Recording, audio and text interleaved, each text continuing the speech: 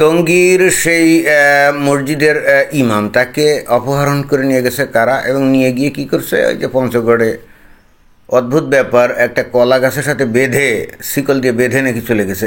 মানে এটা তো বুঝলাম না, জীবনে কোনোদিন আমরা এই ধরনের অপহরণ শুনছি নাকি?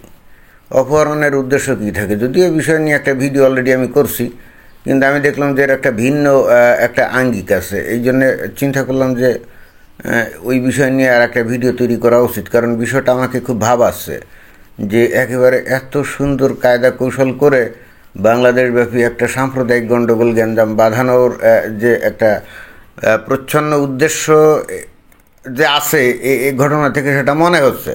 তো হুজুরের কাছ থেকে আমরা একটু তার বক্তব্য শুনি যে ঘটনাটা কি। ভারতের পক্ষে বাংলাদেশের ধর্মভিত্তিক দল বিএনপি, এনসিপি এদের বিরুদ্ধে কথা বলবি। হুজুর, আপনাকে দিয়ে অখণ্ড ভারতের পক্ষে কথা বলার জন্য চাপ দিচ্ছিল, তাই না? এটাই তো আপনি বললেন। মানে এটা তো আমাদের মাথায় ঢুকছে না। আপনি কি এমন গুরুত্বপূর্ণ ব্যক্তি বাংলাদেশে বলেন তো? ওই টঙ্গীর অল্প কিছু লোক হয়তো আপনাকে চিনত, যে মসজিদে তারা হয়তো নামাজ পড়তো, ওই জায়গার লোকজনই আপনাকে চিনত। আপনি তো বাংলাদেশের কোনো সুপরিচিত কোনো আলেম, ইমাম বা কিছুই নেই, ইসলামী স্কলার কিছুই না। তো আপনারে দিয়ে অখণ্ড ভারতের পক্ষে কথা বলালে মানে এমন কী ফায়দাটা হইতো? আর তা বাদে আপনি বলছেনটা কি? ভারত, বাংলাদেশের গোটা জনগোষ্ঠী যদি ভারতের কাছে আবেদন নিবেদন করে যে আমাদেরকে তোমরা ভারতের সাথে মিলায় নাও, ভারত তো তাও ভারতের সাথে মিলাবে না বাংলাদেশকে। কারণ এমনিতেই তাদের দেশে 20-25 কোটি যে মুসলমান আছে, সেগুলো নিয়েই তারা পেরেশানের মধ্যে আছে। আবার এদিকে আরও ধর্মান্ধ আরও 17-18 কোটি মুসলমান বাংলাদেশের মধ্যে ওই ভারতের মধ্যে ঢুকাবে। মানে কি বলেন না বলেন, আমি তো বুঝছি না। তো বাংলাদেশের সমস্ত লোকজন যদি চায়ও, তাও তো ঢুকাবে না। তাহলে এখানে আপনাকে নিয়ে গেল, তারপরে কি আপনাকে ছেড়ে চলে গেল, তারপরে কলা গাছে বেঁধে রেখে গেল শিকল দিয়ে। মানে যারা আপনাকে এই টঙ্গী থেকে ছিনতাই করে নিয়ে যেতে পারে, তারা ওই অতপর ওই কলা গাছে বেঁধে আপনাকে ফেলে চলে যাবে। মানে এটা তো পুরো বিষয়টা তো রহস্যজনক মনে হচ্ছে। আপনাকে দিয়ে তারা বাধ্য করছিল যে আপনি যাতে বিএনপি আর এনসিপির বিরুদ্ধে কথা বলেন, এই তো। কিন্তু বাংলাদেশের কোনো আলেম, ইমাম, মুয়াজ্জিন, মানে মসজিদে যারা চাকরি করে, এদের মধ্যে কেউ কি ওই বিএনপি বা এনসিপি করার লোক আছে নাকি? এরা তো সবাই হয় কেউ জামাতের অনুসারী, কেউ হেফাজতের অনুসারী, কেউ চরমনায়ের অনুসারী, কেউ আটরশির অনুসারী, এরকমই তো। অন্তত মসজিদে যারা চাকরি করে তারা বিএনপি বা এনসিপি বা আওয়ামী লীগ বা জাতীয় পার্টি এই ধরনের কোনো দলের সমর্থক না, তাই না? অর্থাৎ ন্যাচারালি আপনি বিএনপি এবং এনসিপির বিরুদ্ধে কথা বলেন। তাহলে অপহরণকারীরা এত কষ্ট করে এত রিস্ক নিয়ে আপনাকে টঙ্গী থেকে ওই পঞ্চগড় পর্যন্ত নিয়ে গেল, তাই না? নিয়ে আপনাকে বলাচ্ছে যে আপনি এনসিপি আর বিএনপির বিরুদ্ধে কথা বলেন। মানে কি বিষয়টা কি বুঝলাম না তো। আপনাকে দিয়ে যদি মানে এরকম হতো যে আপনি জামাতের বিরুদ্ধে কথা বলেন, তারপরে হেফাজতের বিরুদ্ধে কথা বলেন, তাহলে আপনার বক্তব্যটা কিছুটা সেন্স মেক করতো। কিন্তু আপনি এমন কথা বলছেন যেটা কিন্তু আসলে সেন্স মেক করে না। আপনি নিশ্চিতভাবেই বিএনপি অথবা এনসিপির রাজনীতি করেন না। আপনি আদৌ রাজনীতি করেন কিনা আমি জানি না, তবে যদি করে থাকেন তাহলে হয় জামাত, নইলে হেফাজত, নইলে তাবলিগ, নইলে চরমনাই, নইলে আটরশি, এরকম মানে ইসলামপন্থী কোনো রাজনৈতিক দল করেন, তাই না? তো ইসলামপন্থী রাজনৈতিক দলরা তো অহরহ বিএনপি আর এনসিপির সমালোচনা করে। তো তাহলে আপনাকে ধরে নিয়ে এত রিস্ক নিয়ে গাড়ি ভাড়া দিয়ে বা গাড়িতে করে নিয়ে পঞ্চগড় পর্যন্ত এত দূরে ভয়ঙ্কর রিস্ক আপনাকে এই কথা বলাতে নিয়ে যাবে না? মানে আপনি আসলে কি বলতে চাচ্ছেন আমি তো বুঝলাম না। আপনি জানি না কোন ষড়যন্ত্রের মধ্যে আপনি ঢুকে গেছেন বা আপনাকে নিয়ে কী ষড়যন্ত্র হচ্ছে। তো যদি এরকম হয়ে থাকে হুজুর, আপনার মনে হয় পরিষ্কার করে বলা উচিত যে আপনাকে কেউ বা কারা আপনাকে ব্যবহার করে বাংলাদেশে একটা গ্যাঞ্জাম পাকাতে চাচ্ছে। কারণ আপনার কথার সাথে বাস্তবতার মিল খুব কম। মানে আপনি যে সমস্ত কথা বলছেন এগুলো অবান্তর অযৌক্তিক কথাবার্তা। ইসকনের বিরুদ্ধে কিছু সচেতনমূলক বক্তব্য রাখায় মসজিদে জুমার সময়, এরপর থেকে ওনার নামে বিভিন্ন রকমের খোলা চিঠি আসা শুরু করছে এবং বিভিন্ন ধরনের ওনাকে হুমকি দেওয়া হয়েছে। হুজুর, এই যে ইসকনের বিরুদ্ধে এই যে আপনি যে কথাবার্তা বলছেন যে ওই ইসকন ওই হুজুরকে, অর্থাৎ ওই টঙ্গীর মসজিদের ওই হুজুরকে, অপহৃত হুজুরকে হুমকি দামকি দিয়েছে, তাই না? তো এইটা কোন ধরনের কথাবার্তা বলেন? ওই হুজুর কি বলছে না বলছে জানি না, হয়তো ইসকনের বিরুদ্ধে বলে থাকতে পারেন মসজিদে, ইটস ওকে, কিন্তু এটা তো গোটা বাংলাদেশের সব মসজিদেই হুজুররা বলে, রাজনীতিবিদরা বলে, যারা রাজনীতি করে সমস্ত রাজনৈতিক দলের নেতারাও তো দেখি মাঝে মাঝে বলে। তারপরে বাংলাদেশের সিংহবাগ মসজিদে ইসকনের বিরুদ্ধে কথা বলে। তো এখন তাদের কোথাও কেউ চিঠি লেখলো না, হুমকি দিয়ে, খালি টুঙ্গি মসজিদের একজন হুজুর অখ্যাত অজ্ঞাত তার কাছে হুমকি দিয়ে চিঠি লেখলো। আমার তো সন্দেহ হচ্ছে এই চিঠি আপনিই হয়তো লিখছেন বা আপনাদের মতো কি লিখছে। এখানে এই ধরনের একজন অজ্ঞাত অখ্যাত একজন ইমামের কাছে ইসকন চিঠি লিখবে মানে কি মস্কারি নাকি? তারা কি এতই পাগল? তারা জানে না যে এই ধরনের চিঠি যদি লেখে তারা এটা প্রকাশ করে দেওয়া হবে, সাংবাদিক সম্মেলন করা হবে, তৌহিদি জনতার ব্যানারে রাস্তায় নেমে ইসকনের যে মন্দির আছে বা জায়গা আছে সেগুলো ভাঙচুর হবে, আক্রমণ হবে? তারা এতই বোকা, এতই মূর্খ। এখন তো আমার সন্দেহ হচ্ছে যে আপনি অথবা আপনাদের মতো কেউ ওই মসজিদের খতিবকে এই ধরনের চিঠি লিখছে। যদি লিখে থাকে, আমি জানি না আদৌ লিখছে কিনা, যদি লিখে থাকে তাহলে আপনারা কেউ এটা করছেন। এবং এখানে তো স্পষ্ট তো বোঝা যাচ্ছে যে কুমিল্লায় 2021 সালে যে ঘটনা ঘটছিল না, ইকবাল নামের লোক একটা ছেলে, সে কী করলো, কোরআনকে নিয়ে ওই যে হনুমানের পায়ের নিচে রেখে দিয়ে, উদ্দেশ্য কি যে হিন্দুদের উপর ঝাঁপিয়ে পড়তে হবে, তাই না? এবং ম্যাটিকুলাসলি ডিজাইন করে তারপরে প্রায় এক সপ্তাহ ধরে সেই কাজটা করা হয়েছিল না? তো এখানেও তো সেরকমই আলামত মনে হচ্ছে। আপনারাই কেউ বা আপনাদের কেউ প্ল্যান পায়তারা করে হয়তো সেটি লিখছেন। আমরা নিশ্চিত না যে আদৌ লিখছে কিনা। যদি লিখে থাকে আগে কি এটা নিয়ে কোনো অভিযোগ করছে নাকি? আমরা তো শুনি নাই। আর যদি করেও থাকে ইটস ওকে। তাহলে ঘটনা হচ্ছে যে ওই চিঠিটা যে ইসকন লিখছে তার গ্যারান্টিটা কি?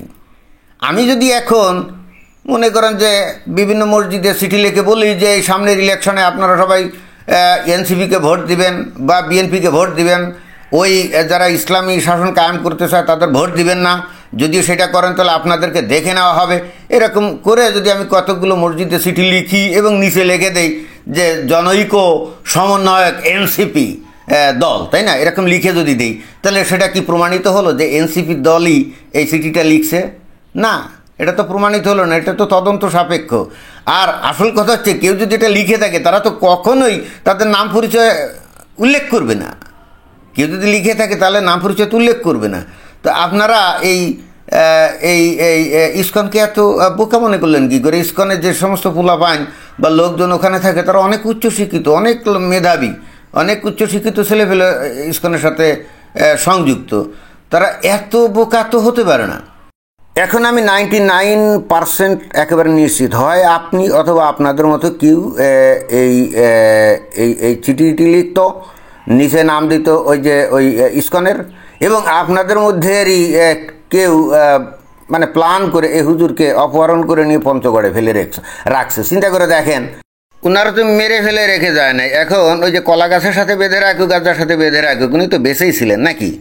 তা এই ইসকন এত পাগল যে উনি যখন বেঁচে থাকবেন ওনাকে উদ্ধার করা হবে এবং তারপরে উনি এই সমস্ত কথা বলবেন, সারা বাংলাদেশে ইসকন এবং হিন্দুদের উপরে তৌহিদি জনতা ঝাঁপিয়ে পড়বে। এটা কি তারা জানতো না? তো এই জন্যে যদি এই ইসকনের লোকজন যদি সত্যি এই হুজুরকে অপহরণ করে নিয়ে যে থাকে, তাহলে ওনার তো বেঁচে থাকারই কথা না, কি বিষয়টা তাই না? কিছুদিন পূর্বে ইসকনের বিরুদ্ধে কিছু সচেতনমূলক বক্তব্য রাখায় মসজিদে জুমার সময়, এরপর থেকে ওনার নামে বিভিন্ন রকমের খোলা চিঠি আসা শুরু করছে এবং বিভিন্ন ধরনের ওনাকে হুমকি দেওয়া হয়েছে। হুজুর কি উল্টাপাল্টা কথা বলেন? গত 2-3 বছর ধরেই তো আমরা দেখি যে গোটা বাংলাদেশের সিংহভাগ মসজিদ থেকেই এই ইসকনের বিরুদ্ধে সমালোচনা করে কঠিনভাবে বক্তব্য দেয় এবং রাজনৈতিক নেতারা বক্তব্য বিবৃতি দেয়। তো তাদের কারো কাছে চিঠি গেল না, খালি গেল এই অখ্যাত এই হুজুরের কাছে।